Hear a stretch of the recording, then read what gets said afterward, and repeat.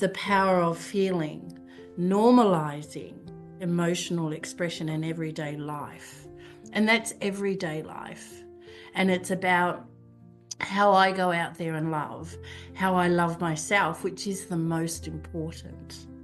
And what does that love look like for me? Knowing what I know now, I think it's really important that we embrace all those feelings and we allow them to move through us and out of us, because suppressing them, I've seen firsthand, can cause dis-ease in the body eventually. Emotions are good or bad. They're not negative or positive. They're warning signals to the body. It's a way of communicating. The body is communicating to you about how it's feeling and changing the perspective to actually how they feel within the body. What is termed as the bad or the negative is actually just a heavier weight to bear. Each one of those emotions has a frequency, so those heavy emotions travel at a very slow rate, and the lighter, more joyful ones travel at a faster rate. We've been put in a position in society where we pit everything against the other. You have to pick a side, and there is no side. We're all together, right? Men and women in society being told that they're meant to be a certain way, and if you act in a so-called negative manner, oh, you're hormonal or you're weak. We do have to realize that we're put into a world these days where we're being pushed against our natural rhythms, our natural alignments.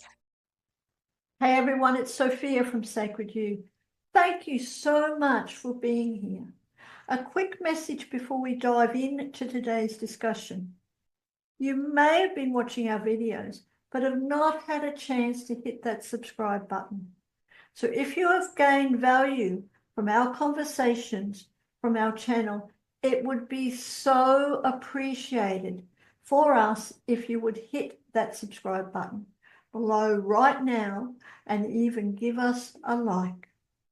What that means is not only does it allow us to grow our subscriber base, but it also allows us to bring in even more guests for you to listen to.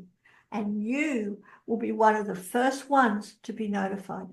So please hit that subscribe button and let's get started on today's wonderful panel discussion.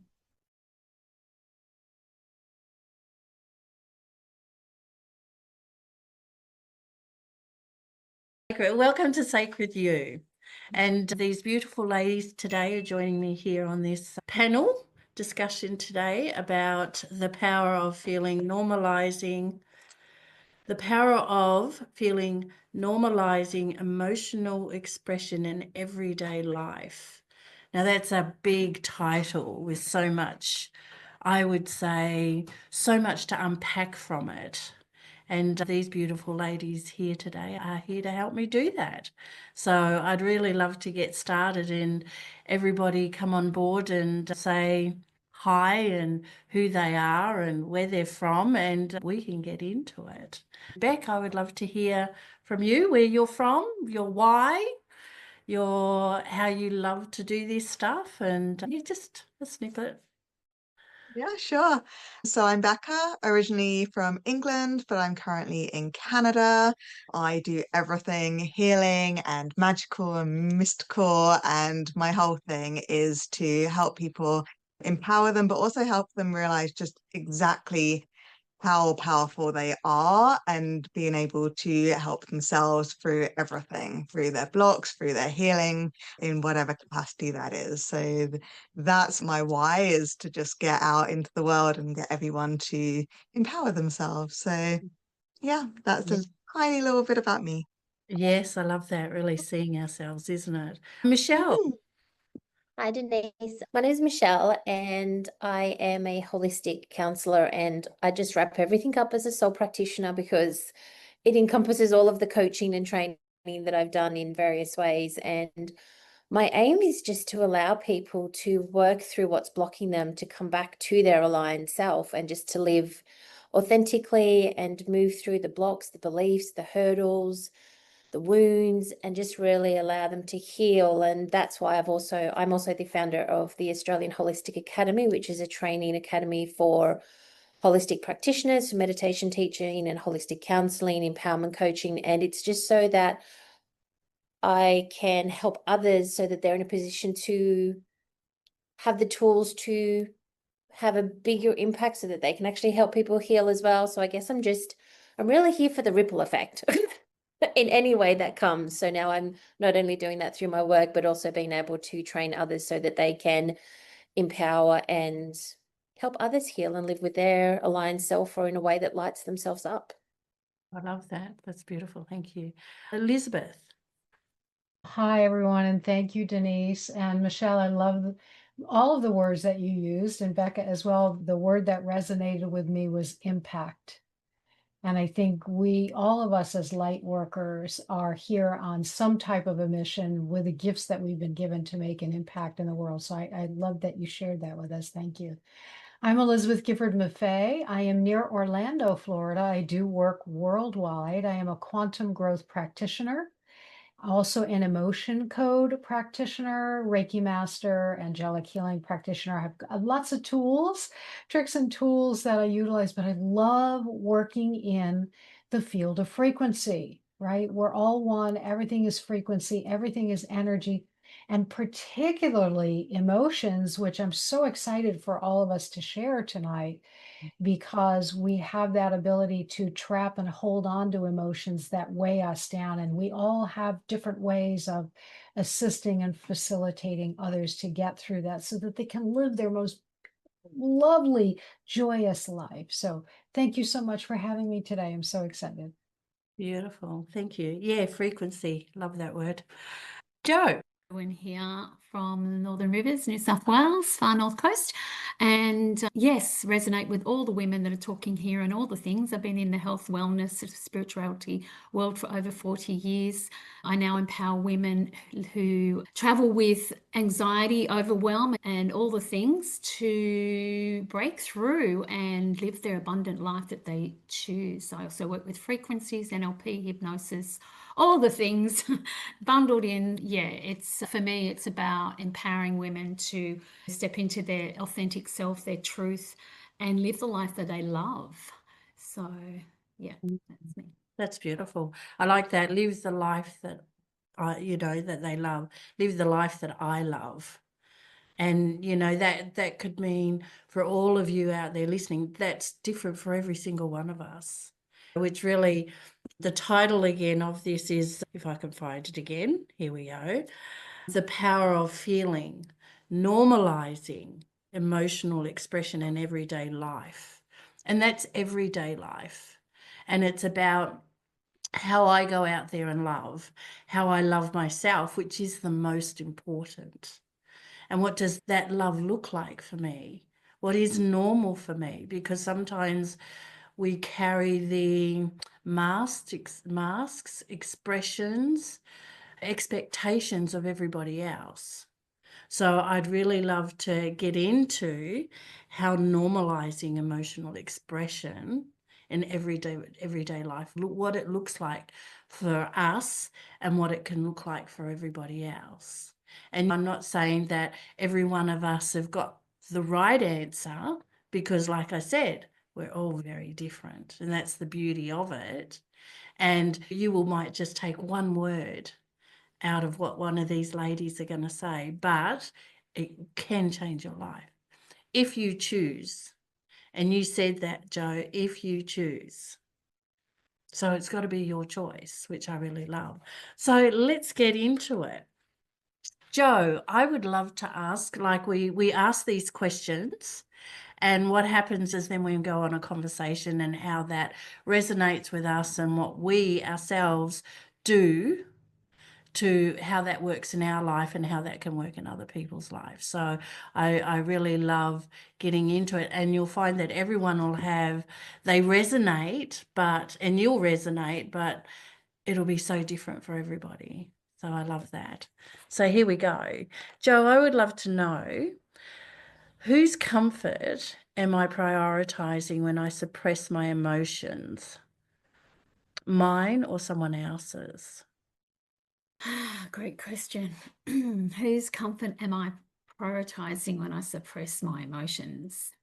We are entrained or ingrained that we are not to express our emotions, specifically in public or even in the home from a very young age. So we prioritize other people when we don't prioritize our own emotions. At the same time, we are really burying our full expression. And I know with young children, and I'm a grandma now, I'm watching them, I do it so differently. I allow them to feel what they're feeling. And I just hold space for that. Whereas my past, I would have, you can't do that in public. You can't express yourself. That's not a way to behave, because that's what was ingrained in me. But knowing what I know now, I think it's really important that we embrace all those feelings and we allow them to move through us and out of us. Because suppressing them I've seen firsthand, can cause dis-ease in the body eventually. And I watched it with my mom and many of my aunties and uncles and relatives and people that I loved around me that just suppressed so much so that so other people could feel comfortable. And so it's so imperative that we hold space for all the emotions. And it's not too late. As adults, it's important that we still allow ourselves to do it in our own way, in our own time, but probably more timely than ever. Like, I know personally, if I don't express how I feel soon after, I don't express it. It's forgotten, it's gone, and then it doesn't get resolved. So I feel we are always appeasing everybody else's, and this comes about in people pleasing as well, doesn't it? When we do all the things and we leave ourselves last so that we don't offend or seem a bit pushy or whatever, or unkind, what people think of us. I've passed that point because it doesn't really matter, and we can do those things in kind ways. So prioritizing our emotions is so imperative for us in your own space, time, and however you choose. There's so many different ways, which I'm sure that we'll be speaking about today. But yeah, I feel like it's time for this dialogue to change, for this pattern, this programming to change.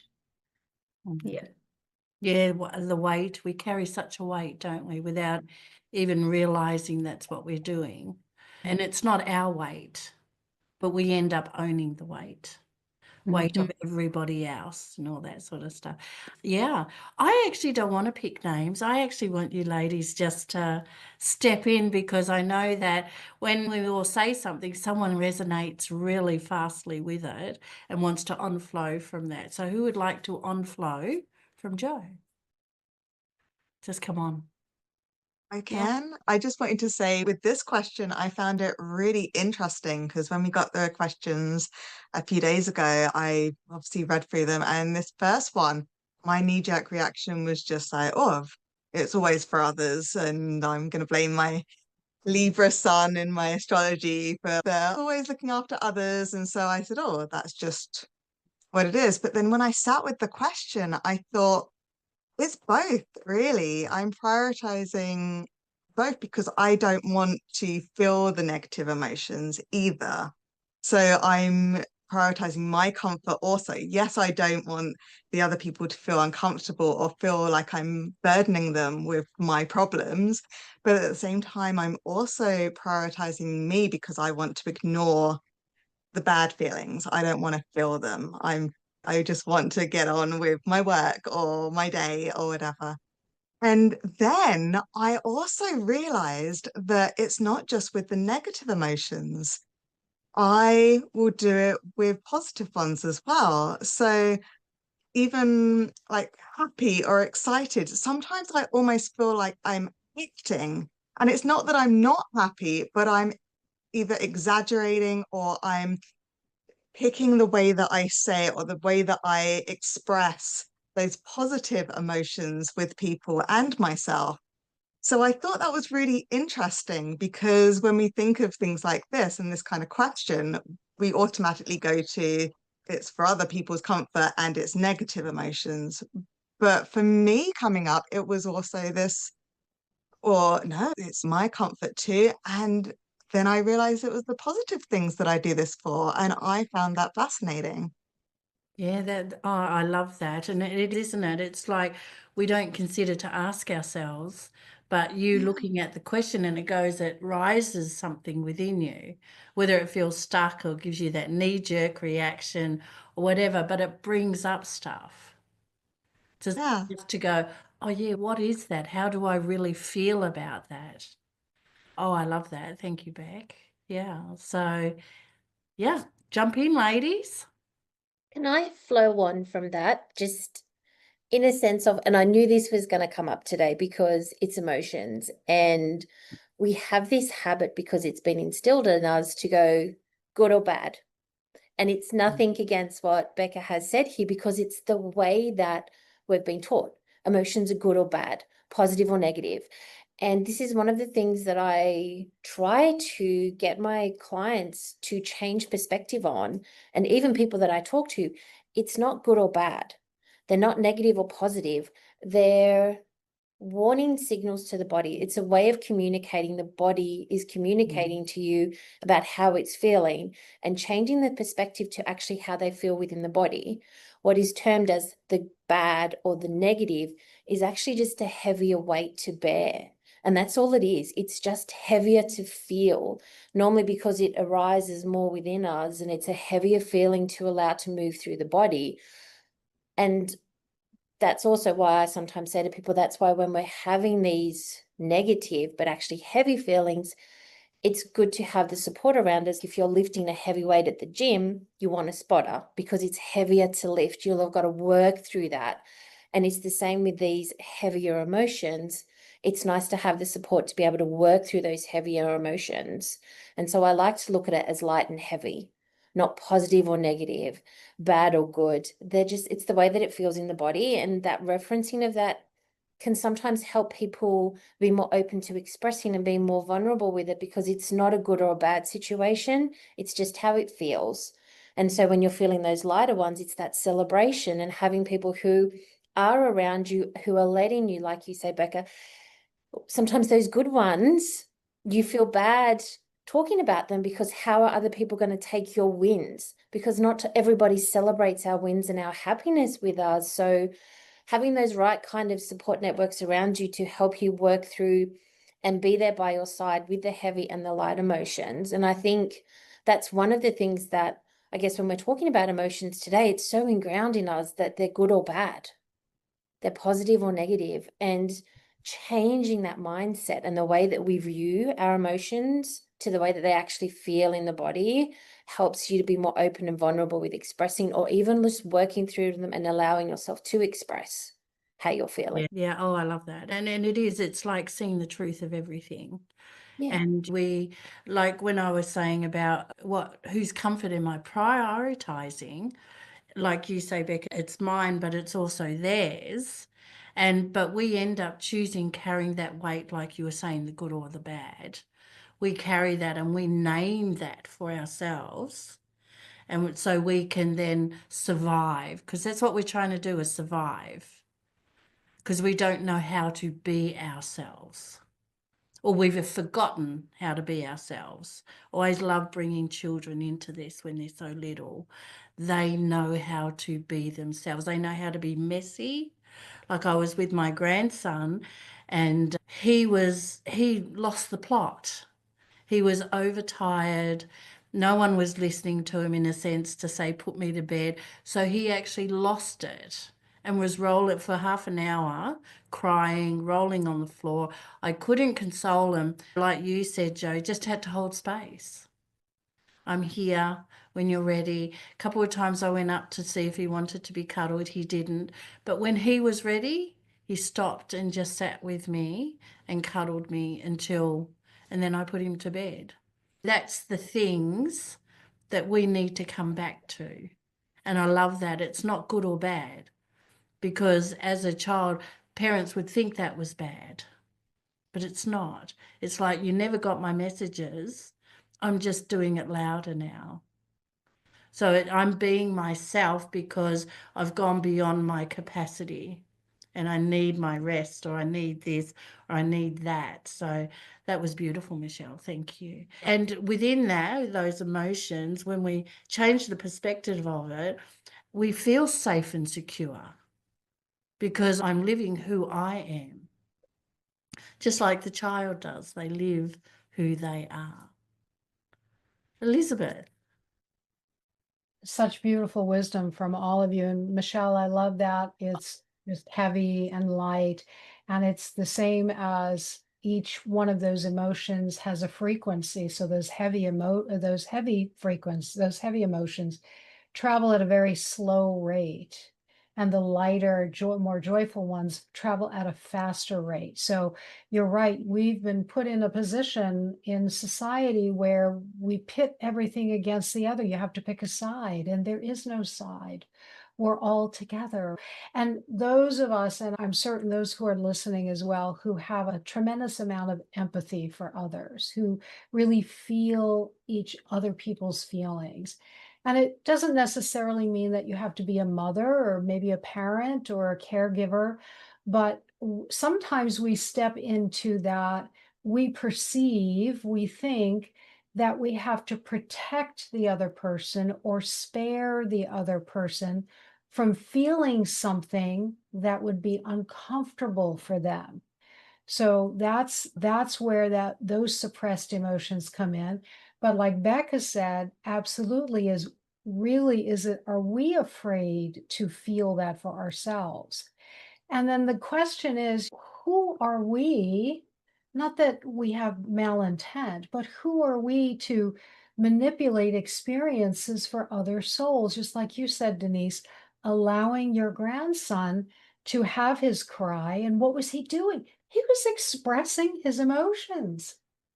Many of us don't express it or express it fully, and then we create a ball of energy. Literally, each emotion becomes a ball of energy that we trap within us because it's either too big to deal with or too overwhelming, or we just say, we'll deal with it later, and we never do. We can trap those as children. We can trap those. We can actually have inherited emotions that we were born with through our generational. Many of you I know, like I do generational healing. I know for a fact, for me, I trapped two emotions preconception. And I always think this is funny. One of the emotions that I trapped was wishy-washy. And it was like, oh, do I really want to come back here again and do this again? I'm not so sure I want to come here. And I just thought that was hysterical when I found that out. But I brought that emotion with me. And if you think about it, until I was able to release it, how did that affect me? I had difficulty making decisions for myself. And I would turn my power over to others. And I said, no, you order for me. I really don't care what I want to eat, but I really did care. So those emotions can keep us stuck if we don't express them. Yeah, that's beautiful. What comes to me for that is the power that has when we're allowing the weight of everybody else to dictate how we live our lives. That's a huge power. And we've created that power unintentionally, but by carrying the weight of everything, we create the power for that to dictate how we live. And that's why at times we feel, this is not the life I wanted. This is not who I want to be. This is not me. And we can't understand why I'm living a life and I should be perfectly happy, but I'm not doing the things that light me up. I'm doing everything else. So yeah, a lot of power in that. Definitely is. Our next question, because we flowed into quite a few of them, which is beautiful. How have I internalized the idea that emotional expression is weakness, and how is that belief serving or sabotaging me now? That's a beautiful offset from you, Elizabeth. Yeah. Who would like to start with that one? Go on, Michelle. I think it's the emotions that we are internalizing, knowing that they're both a frequency and there's a heaviness and there's a lightness to some of them. When we are internalizing them and just allowing that flow and effect in the body, how it sticks within the body, as like Elizabeth was saying, these emotions sit within the body and then they have that ability to turn up as disease within the body and they can cause us health issues, the tension, everything else. So by internalizing our emotions because it's a sign of weakness is actually causing us more harm. And I think this idea of it's society that makes us feel, from the way that we're brought up, and the idea that is within society or societal expectation is that we don't express our emotions clearly. So therefore, the flow on effect of that is that it's normally seen as a sign of weakness. And especially I feel for it's double. I think it's for both, but for women, it's a weakness if we are expressive of frustration, of anger, of unfairness, of unjust, of wanting to stand up for ourselves or make a point or stand up even for someone else. That's seen as a weakness to us because you're just so emotional. Like women are just so emotional and it's that time of the month. And so that's because of this narrative that is going on in society for women, it makes us feel like we can't stand up. We can't speak out for not only ourselves, but someone else, or make a point because it's going to be seen a certain way. And it's not seen that way when men do the same actions. But then on the flip side, for men, there's an expectation for them that they can't be sad, that they can't express their sadness.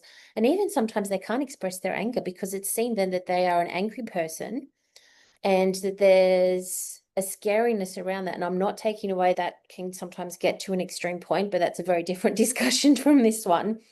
But even them having the ability to express themselves in sadness or in anger can be turned to a sign of weakness for them, of not being able to control that within themselves. And so this idea of having to hold everything in and not being able to express these parts of ourselves because they're seen as a weakness or seen as something that shouldn't be done because of society. And we are starting to break that mold, but that then sabotages us from being able to be our authentic self, to present to the world how we want to present to the world, to make change, to even just for our own personal well-being, being in a healthier place internally, because we're holding on to energies and frequencies within the body, which then has a flow-on effect. So I think when we internalize and we're not allowing ourselves to emotionally express ourselves, it's really having that negative effect. And it's not only for ourselves, but it's trying to serve others and what their expectations are of how we should behave. And it's coming back to, I think, a lot of this stuff about emotional, not being able to express ourselves emotionally comes back to what society expects from us and how we were brought up. And then how do you manage that? Because there's also, yes, we should be able to express our emotions, but what point do we need to also take responsibility for our emotions and manage them? So you need to be able to express them, but do it in a healthy way. So it opens up a really big conversation, and I've gone completely off the question, but No, it's, no, you haven't. there's so much involved with being able to Mhm. express your emotions and how that goes, because we can't also have people out there just constantly blurring their emotions out there and not having the awareness of being able to express your emotions in a way that is productive. And that's also a skill that we learn, right? To be able to express our emotions in a way that causes change or helps people understand or build connections or allow ourselves to be seen authentically. Yeah, it's when we're not That's allowing yeah. ourselves to The express it. question is, yeah, that's a whole session, isn't it? The one question. Yeah, it's just, Yeah, I've like gone off on this tangent, which huge. gets really passionate within me. Just bring me back. No, that's beautiful. And I love we internalize and we can't express, and then what we end up expressing does lead into that, oh, you're so hormonal, you're this, you're that, because you don't know how to express, so you're just expressing badly or expressing in all the wrong ways and come away feeling yuck with that. So yeah, totally hear what you're saying. That was brilliant. Yeah, go Joe. Oh, just, yeah, it's just my mind zone thing, because I had to really feel into this question how I used to, because I had to reflect back. I've done, oh God, so much work on my emotional state. But then the thing around sabotage came out. It was, I used to sabotage specifically all my relationships, intimate relationships. I would sabotage them because I didn't understand, I didn't know how to express myself in a healthy way. And this really was one of, I guess, a major thing for me. And I think this piece around how we've been trained to suppress our emotions from a very young age, now we have to relearn how to express them in a healthy way. And communication is a big piece here. Like when I learnt this, I was able to say, I'm sorry. This is coming up from my old part of myself, my traumatized self, or my wounded self from a memory. And this is how I learned to survive in the world. And having those sorts of conversations in intimate relationships is really important and powerful, because you're building that connection, rebuilding that connection at the same time. Being able to share, like, in the most vulnerable way, that was very difficult for me, because I was so ashamed of my past, so ashamed, so guilty, and having to relearn how to work with my emotions and express them in a healthy way. And sometimes it does come out bleh, still, but I'm able to go, there it is, recognize it, and then say, I'm sorry, there's that part of me again, and keep working with it, because I don't feel like it's ever going to leave, but you know how to manage it, you know how to integrate it into your communication skills, into your life, and work with it, and love that part of yourself too, because that's what it's crying out for, is that love and connection that it never ever got. So that was my little thing that was dinging in my head to share with you. Yeah, love that, Joe. And and that love and loving ourselves completely. And I can honestly say a lot of us are not sure what that is, or what that feels like, or where does that come from. And a lot of us look outside of ourselves for it, because that's what we've been, that's everybody's acceptance, we think, is love. And it's about coming back and accepting ourselves and loving ourselves from the inside out. That little movie, Inside Out, have you seen both of them? They're great. But loving ourselves the inside out, all of ourselves, the messiness, the ugliness, the good and the bad. And like you said, and seeing the little messages, Joe, in it, wasn't it? They're going, oh, here I am again. What do I need to do with that?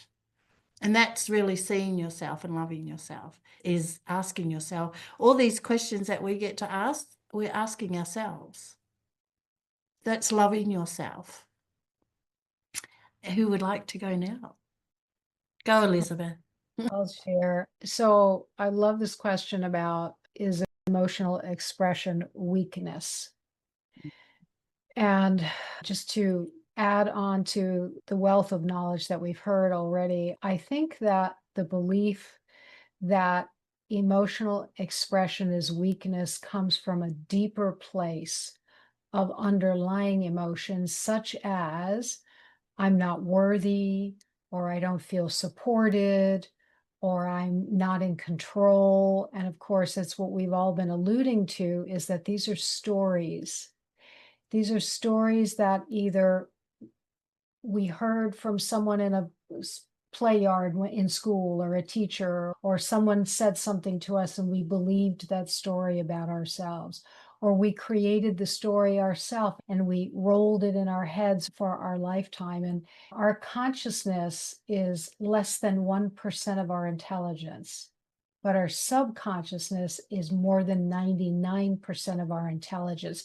This is where we know who we really are, but we override it with this computer of here in the head. So I had been thinking about, we've all met someone who is that person that just tells it like it is. Like we all have that one friend that just, if you just want the truth, they're not going to sugarcoat it. They're not going to waste time. They're going to tell it like it is. And it can be very refreshing, right? But we've even said, I wish I could be like her. I wish I could be like him and express what I feel and then be done with it. And we can, but it doesn't mean that we have to do it in a brash way or an unfeeling way to other people, and especially to ourselves. That's exactly what you were talking about, Denise, is how do we love ourselves? And sometimes we're afraid of showing our feelings because we might be afraid of rejection.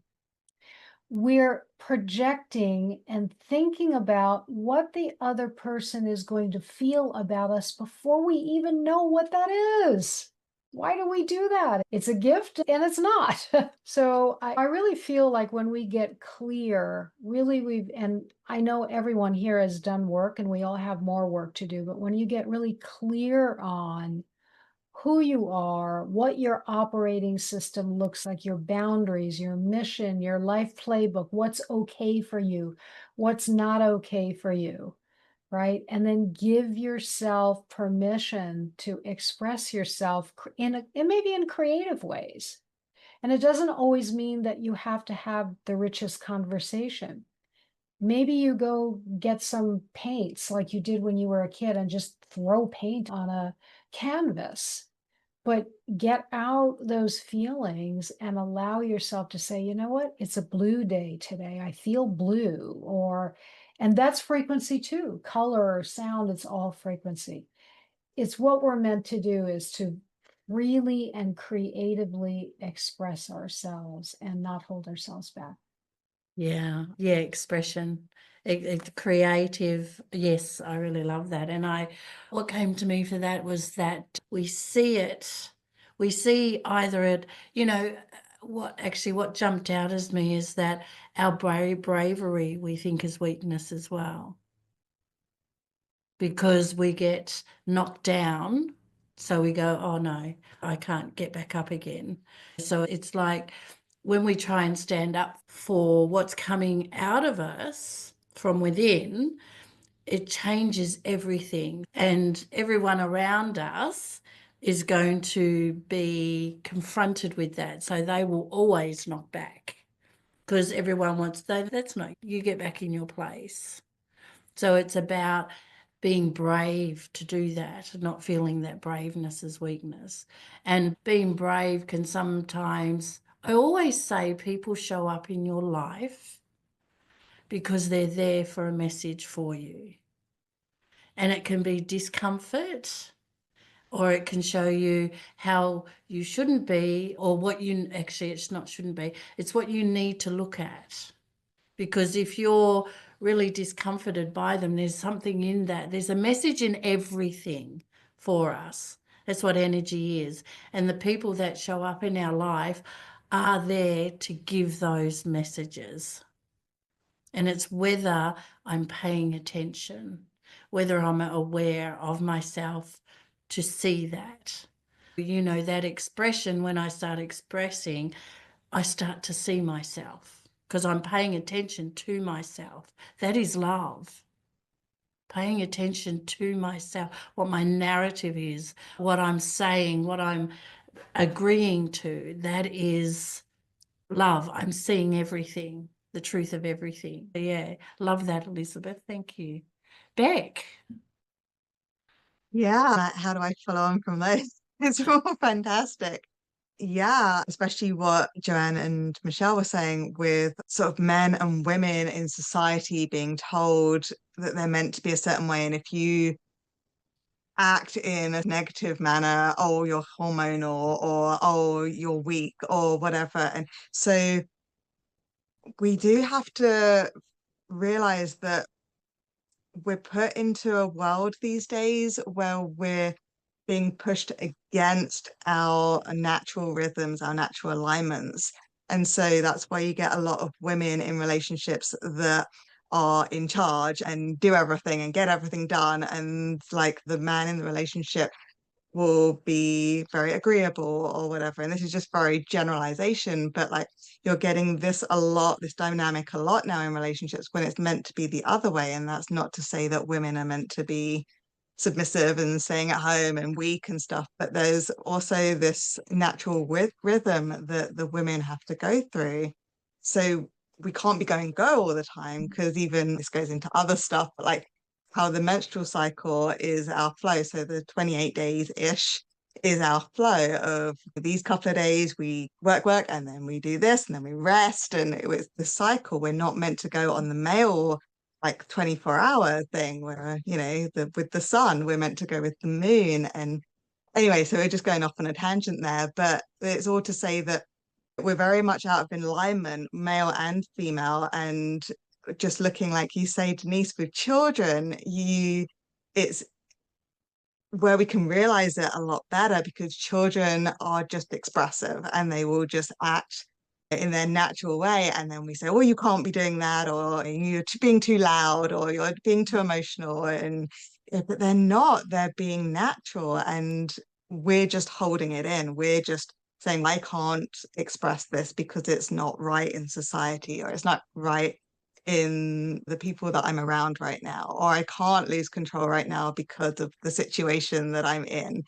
And we have to find, I think, people in our lives, whether that is a partner, whether that's family, maybe it's best friend, someone that we can be with where we don't just explode or just verbal diarrhea or anything, but where someone can hold space for us and where we can have someone that calms us. So again, a very generic thing of a woman's voice to a man is apparently extremely sedative, right? So when a man's having a bad day or whatever, he should be able to come home and just the sound of the woman's voice should just instantly calm him. The same as like when a woman doesn't feel safe, that's when she's freaking out, when she's getting anxiety and depression and just overwhelmed. But if she's got a man in her life who can hold her, then it just makes her feel safe, and she can just release and let go and come back to equilibrium and be like, okay, what do I need to do? How can we go forward? How can I deal with these emotions? Because again, we were talking earlier about how these emotions, if you just hold them inside, can lead to disease, right? It's going to really just make you sick. If you're at work or overwhelmed all the time, your body's going to find a way to make you rest, to shut you up and say, sit down, relax, stop, deal with these unresolved traumas, unresolved issues, or you're overwhelmed. You need to take the time to just go within. And I've just gone off on a tangent. I apologize to everybody, but I'm trying to include what everyone said. But yeah, this is just a fantastic question. It's never off on a tangent. It's relevant.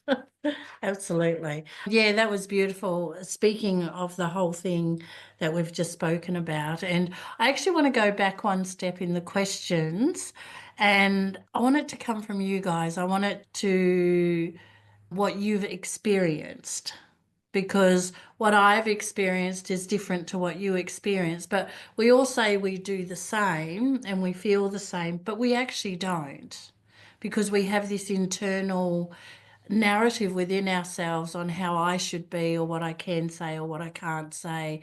Or like you said, some people just come out and blurt it out. They have no worries about speaking what they're feeling. And others are just sitting in the corner, which used to be me, just quietly observing, which I got a lot out of, but I was never seen and I was never heard. And therefore that label, and when we talk about energy and that label of the world feels that.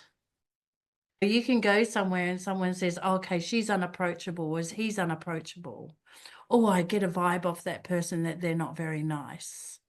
But yet on the outside, They could be very nice, but your internal feels it. It's like when you walk into a room, you feel it before you see it.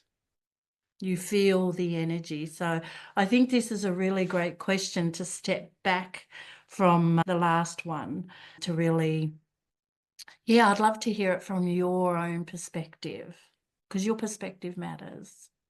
So what do you believe will happen if you fully allow yourself to feel and express your emotions? Like from before to now, what does that look like? Because we've all been where everybody else has been. And I know we're not all in the same place. We're all at different stages in our life. And I just want to get the community and the world out there to hear that it's okay for us to be all different and where we've come from. Yeah.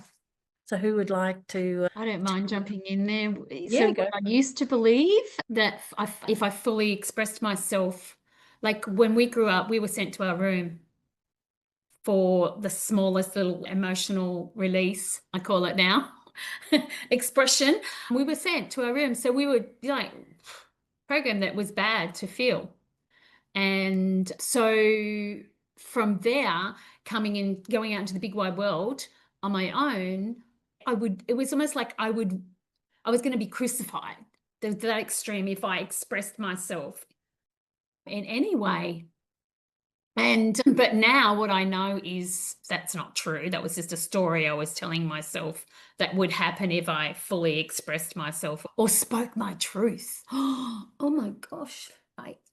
Like beheaded, and that was probably a past life as well. But it was so deeply excruciating for me to speak or share emotions, healthy and non-healthy, because I was never shown that. But now it's like freedom. It's so free. And as I said before, learning how to do it in a healthy way is empowering. It's very empowering. So it's a whole different, and this is part of doing the work, right? We have to do the work. How can we teach the work if we're not doing it for ourselves? Yeah. And supporting others. And I know, I love what Elizabeth was saying earlier around what we come into the world with. A majority of the women I work with, we do a process around what's not theirs, what their mother was holding emotionally whilst they were in the womb, or that before they, and past life. I've done a lot of past life. So a lot of it isn't even ours, like you said. And realizing by doing the work, all these parts of us have come from somewhere else. It's not who we truly are at the core of our being. Yeah. We truly, and something that also came to mind when you were speaking then, Denise, or someone was talking about male and female. Beck, that I heard something once that really resonated with me. And it was this piece about what if women just rose and men did the healing? Not in a bad way, but I feel like women are always doing the healing. How much healing can we do? For goodness sake, we're already enough. We're already that. And having men in our lives that are willing to work with this part of us and this part of them is just so powerful. Yeah, that because it's like we have to own ourselves. But I'd like to say, Jo, we also have to remember we're the one who brings a majority of our lives, women's lives, is bringing up the children. So the trauma comes from there as well as the men, but there's both sides. And we have to, 100%. it's both sides. And men have never been taught how to heal. That's right. But I love the fact that I see now there's a lot of men out there who are showing men the way, which is so beautiful. It's like the yin and yang of everything. We have both sides coming together. We've got to go through the shadow to get to the light. But it's not even going through the shadow, going through the dark. We've got to go into the dark to find the light. That's what the yin and yang is all about. Because they The can't truth is in the exist. shadow. Yeah, Yes. Yes. You can't exist. They can't exist separately. You can't just be in the light. You have to be in the dark to find that light. Yeah. So Beautiful. I think it's so beautiful. Yeah. Yeah, I love that. There was another thing that popped up there. It doesn't come to me at the moment, but it was beautiful what you said. So thank you. And I also think that there's so many more, there's a lot of change happening. There's so many more men bringing up the children and being part of that, ecosystem now. Yeah. It's doing this circle, which is beautiful to Like witness. I see that within my children, that the fathers are very present. Who would like to from that? I used to hide behind my father when I was little. I was so shy that I was afraid to talk to anyone when I went with him on the weekends on his errands. Now the difference is that three brief things. I don't hold on to emotions and don't allow them to ruminate or grow within me. I release my truth and I allow it to land on others. And I don't take responsibility for how they react, because that's their responsibility of how they feel and how they react. But I also express myself with kindness and in the universal language of unconditional love, which means there are no strings attached, and which also means that I have to remember to unconditionally love myself when I'm expressing myself. Yeah, that's full embodiment, isn't it? That you've come to, which is a daily thing, isn't it? Because some days we do wake up and I'm back to that child again. So it is a loving ourselves and seeing ourselves and paying attention to ourselves in love is a daily thing, it's not a once off. It's knowing myself, because once I hear it, see it, I can't unsee it and I can't unhear it. It's going to be there, but what I choose to do with it is up to me. So I can choose to go, oh, okay, or I can go, oh no, I'm just not ready for that, or I just instantly bury it because I'm not understanding myself at all. So thank you. That was beautiful. Michelle. I think for this one, and from speaking from my personal experience, after holding on and shoving down and ignoring my emotional just feelings and what I was feeling and not being able to express them, and just holding on to things, and even sometimes just ignoring some of the emotions that I was feeling as a child and as I went through life. When I started the healing journey, I was so scared of what was going to be unlocked, like opening Pandora's box. And I think this is a struggle, like, 'cause I know a lot of my clients feel this way as well when I'm starting to work with them, that there's so much that they're holding on to emotionally that they're scared. And this is what I think this question's really about. Like, when we open that box at the beginning, when we go back to starting to explore our emotions and express them so that we can heal and work through them and acknowledge the way that we've felt in the past and how that may be blocking us now, or how we can learn to better express, or even just express what's been held in the body for so long, doing that in a cathartic way, which might be crying or whatever process you need to go through. One of the things that I used to believe was that I wouldn't be able to control it. There would just be so much, because I'd been holding on to, pushing down, compressing everything in my body for such a long period of time, that if I open that box a little bit, it would just be this explosion of emotions that I wouldn't be able to control, that I wouldn't know what to do with, which would be so overwhelming that I would feel stuck in that place of just heaviness from everything that needed to come out and be expressed and to be set free and to be released from my body. And I think that's one of the things that not only myself, but I don't know if the ladies here experienced it when they first started their healing journey and started to actually tap into the emotions that we hadn't allowed ourselves to express. But I see it with my clients, it's this fear of, what am I unlocking? What's going to come out? What is this explosion? What volcano is going to erupt within myself that needs to come out? And will it stop? And I think that's one of the biggest things that when I started, that I believed, what is going to come out? Can I control this? Will it stop? because there's so much in there.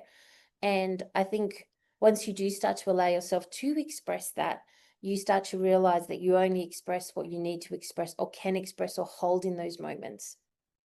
And so it's not everything comes flying out of you like a big volcanic eruption. It's that there's layers to us, and as we continue to heal, the bits that we can handle and what we can hold and what we're ready to release and work through comes up. So it's really learning that process of it isn't just everything just flies out of you in one moment. And I think that was the biggest thing for me, that I had to believe that it wasn't going to be everything at once. It was going to be a process, and it would be a slow process. And I think that's the biggest thing that I learned about allowing myself to express what was stuck, to allow myself to heal. Yeah, I love that. And it is. And it is a process. It's a process of holding yourself in compassion and love. Yeah. And allowing yourself to feel, but still loving yourself no matter what comes out. And holding yourself in that and feeling, holding yourself in love and compassion and feeling. You've got to keep coming back to yourself, which I think is beautiful. And I feel that I know when I work with clients, I always go to the core. So what's happening here today, there's a causal of it, which is the core of, and it's always finding that core. And when we get there, we get to feel that, and that might take some time too, but what unravels from there is, oh, I can see where I did it there. Oh, I can see where it happened here. So it's not unraveling it from the surface here down. It's like going to the causal and letting the layers show themselves. Because that's what will happen. You'll go, oh, that's what I did there. Oh, I get that now. So because there's that initial emotion, whether it be shame, unworthiness, not enough, abandonment, we carry that and we live that out today. So it's actually going back there and go, oh, this is don't abandon myself. Because when I really find the core of it, I've been abandoned. So that's what I believe my life is going to be about. And I carry that as the weight. So it's about going back and seeing and feeling those emotions about it. So I really love that. Thank you, Michelle. Yeah. Beck. Yeah, Michelle, thank you so much for saying that, because I think a lot of people, they don't confront the big emotions, the heavy stuff, because they think they've got to deal with everything in one go, and then it's just going to be a boom and in that moment and then it's done. I think a lot of people don't realize that it takes time. It's a lot of layers, and like Denise, you were saying, you've got to get to that core, that root of it, because if you don't sort out that beginning spark, you're not going to sort it out. You're not going to cleanse it all completely. I think that's so important for the listeners to know, is that yes, it's a process. It's a long process.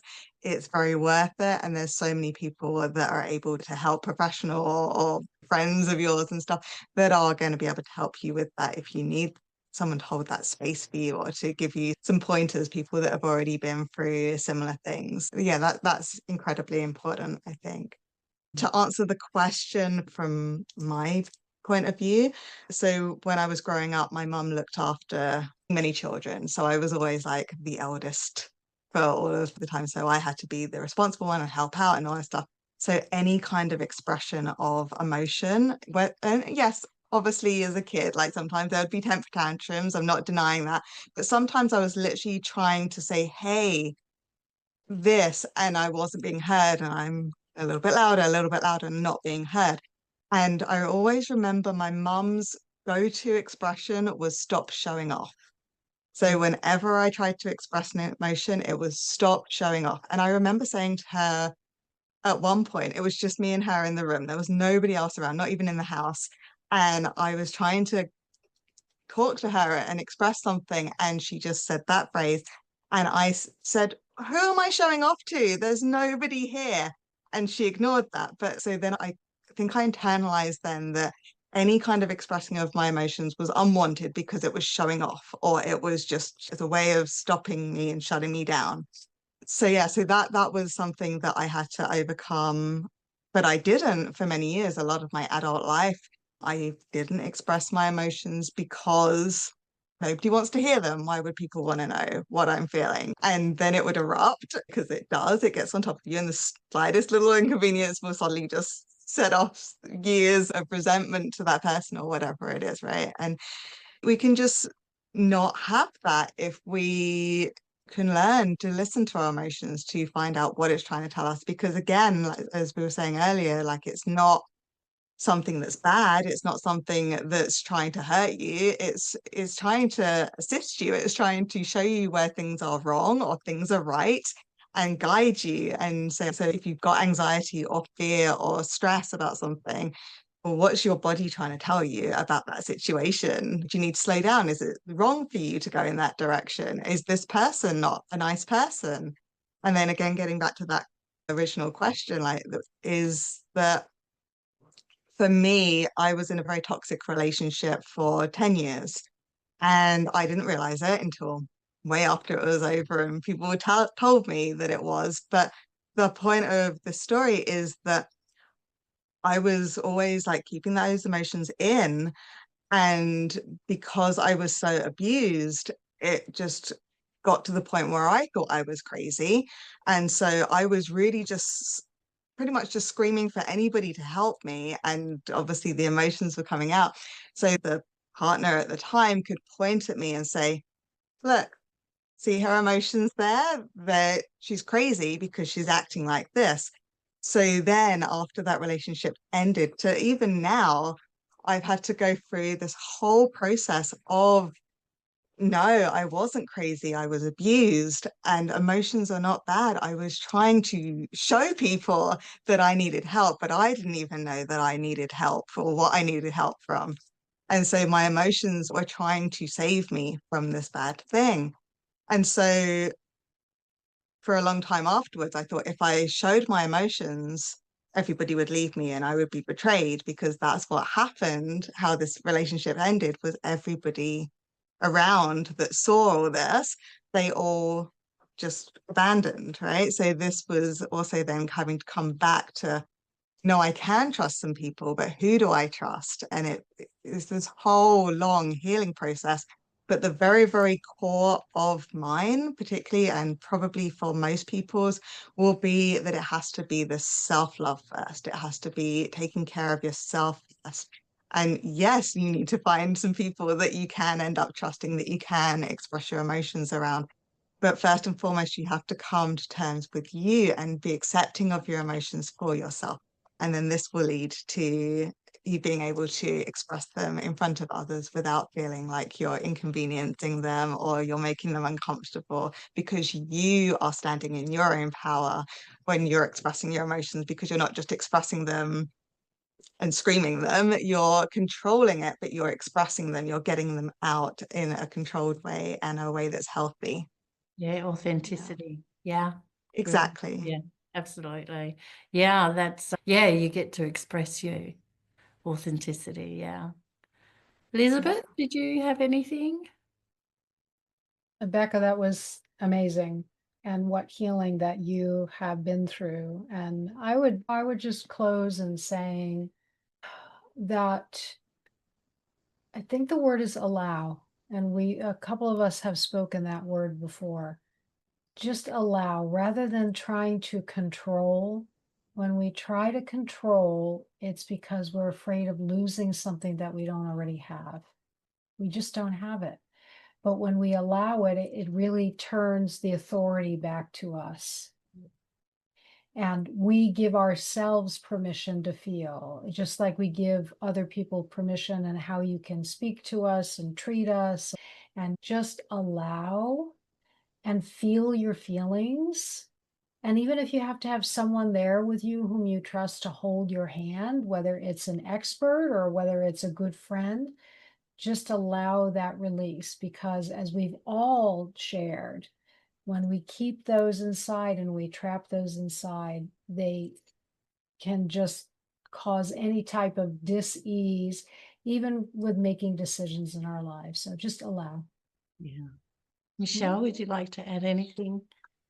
I think it's been beautifully wrapped up by Elizabeth. To end, it feels like it's the perfect way to end, and it's not even my panel discussion, but I'm like, it's a nice way to wrap it up. Like, of just allowing, getting curious and doing it from a place of love and support for yourself. And yeah, there's nothing else really to add. It is really just allowing and Yeah. getting curious with it all and how you're feeling and allowing yourself to express that in a safe space so that you can explore yourself. Yeah, beautiful. Joe? I 100% ditto Elizabeth, Michelle, Beck. Allow and just surrender to the process. Emotion is just energy, emotion. Allow that energy to flow. Yeah. Yeah. Yeah, that's beautiful. Yeah, mine would be just to give yourself permission to be open to receive yourself. Yeah, but Beck, that was beautifully finished on. So I'll ask, do you have anything else? No. Yeah, No. like that's just like everyone said, just give yourself permission to feel them and be curious about them. Don't just get angry and then get angry at yourself for feeling angry. Take the time to be present with them and to find out what it is trying to tell you. Why are you feeling that anger? And how can that help you go forward? Get to know yourself, isn't it? It's all Yeah. about getting to know yourself, not wanting everybody to know you, just to get to know yourself, because then you'll attract the same as what you're feeling, which is so beautiful. That's how energy works. If we're in discomfort, the energy is going to be, my body's going to feel it if I'm not expressing it. Yeah. Thank you, beautiful ladies. I know I never went through all the questions. We didn't need to. But yes, it was so beautiful to share this with you. And anyone, reach out to these ladies because they've got gems. And what they will do is teach you or share you or guide you or show you how to do it for yourself, which is so beautiful. Yeah, so thank you. Because you don't need us forever. Okay. You just need us to show you, which is just lovely. And thank you, Denise. I'm just going to jump in there. Sorry to interrupt because I know we are over time, but I just want to thank you, Denise, for a wonderful panel discussion, and for Joe and for Elizabeth and for Becca and for Michelle for coming on. It was truly thought captivating. And for everyone who's watching, whether it's the live or the replay, click on all these links below that we're putting in to reach out to these amazing women who have just given up an hour plus of their time to share their wisdom, to share their passion in everything to do with emotions and how we can live with them and help others. So I just want to thank you. And of course, for anything else, click on the links below and reach out to Sacred You. It's sacredyou.love. Come and check us out, and thank you. Thank you, ladies. It's been a